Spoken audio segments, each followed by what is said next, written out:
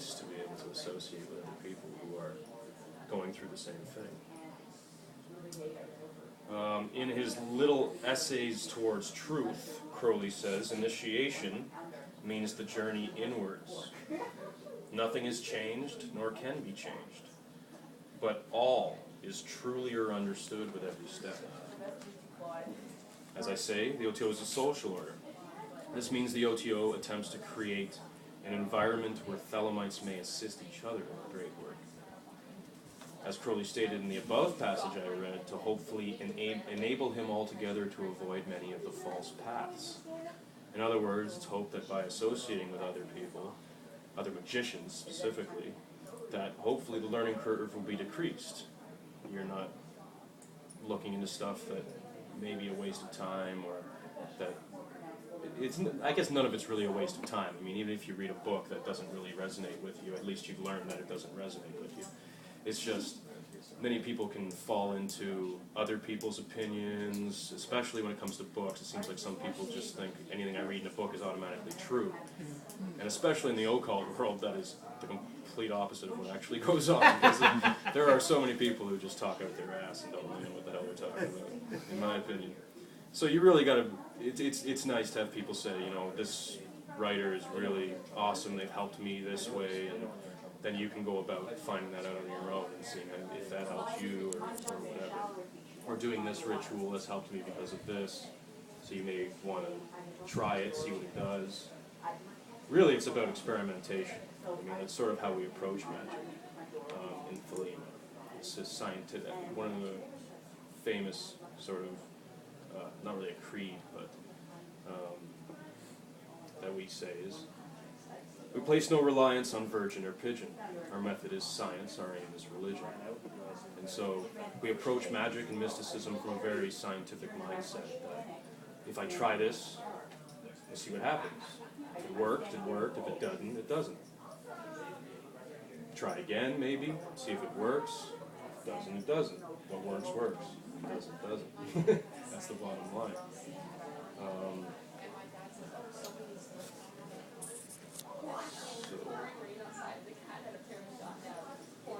I'd like to comment now on the last line of the quote that I read, in the sense of the great work is one, the initiation is one, and the reward is one. However diverse are the symbols wherein the unutterable is clothed. This to me hints to the idea of the importance of symbols in the study of the mysteries. I'd like to again read from the introduction of the history of the O.T.O. IVxx 310. An introduction to secret societies. We posit a knowledge or gnosis capable of perception by every human being. For every man and every woman is a star. We further posit that divine consciousness is experiential, and that certain techniques are valuable to induce the experience. The religious instinct is an integral aspect of mankind from time immemorial. People have gathered with one another to seek truth, and therein lies the roots of the order. Secret societies dedicated to seeking wisdom have existed in all ages and cultures, from the puberty rite of the aboriginal tribesman to the ecstatic whirling of the dervish to the ceremonies of the mason. The aim is the same, the programmed alteration of consciousness within a group setting. Myths that seek to explain the emerging of consciousness within the human race have been a continuous cultural phenomenon.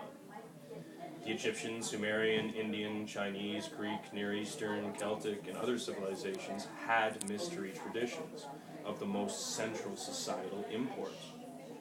Each had teaching legends of figures who mysteriously appeared to bring the gifts of civilization and spiritual wisdom. These transmitting forces have been variously conceived as gods, angels, spirits, and a host of other designations. But it is to these same beings, whatever aesthetic is used to describe them, that we ascribe the religious awareness transmitted through the O.T.O today.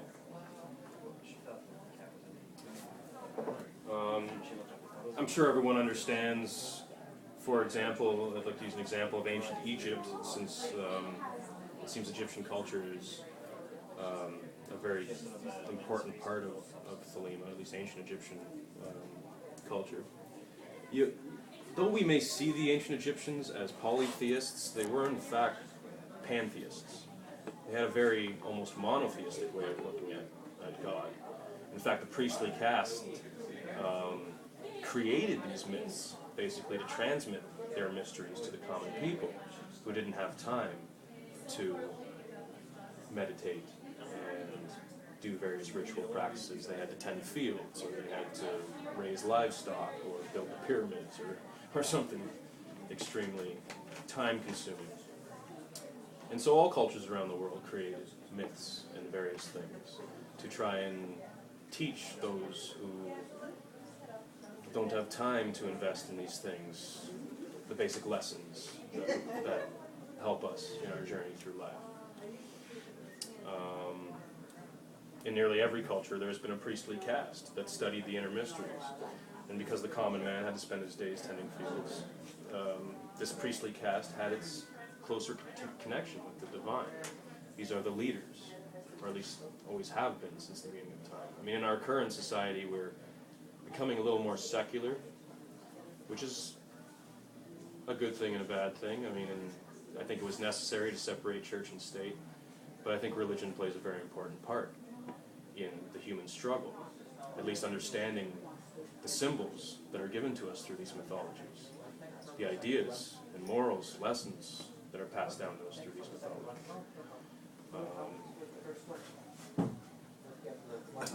And so, for example, the modern Freemasons. Now, I'm speaking about this from the outside. I'm not initiated into Freemasonry. I noticed your shirt there. So I hope I'm not speaking out of I hope I'm not speaking out of my realm of comfort here. But I think the Freemasons put a lot of importance on symbols, put a lot of importance on that on the teachings that are passed through these mythologies and symbols. Now, usually, it's my opinion that this is done in the case of Freemasonry through biblical symbolism, as well as, of course, the symbols of the stonemason trade. For example, the ritual tools are all stonemason tools. I like the idea of the initiate starting as a rough stone, and as he progresses through the levels of initiation, he becomes chiseled into a perfect cube or a block. Either way, I think the teaching there is that we shouldn't take these mythologies literally. When you look at the Bible literally, it leads to a lot of problems. It's looking at and with all mythologies. I mean, some people may say, "Oh, I'm into Celtic mythology." Well, to take any of those stories literally, to tell you the truth, most of them sound kind of ridiculous. To take it literally, same with the Bible, same with most mythologies.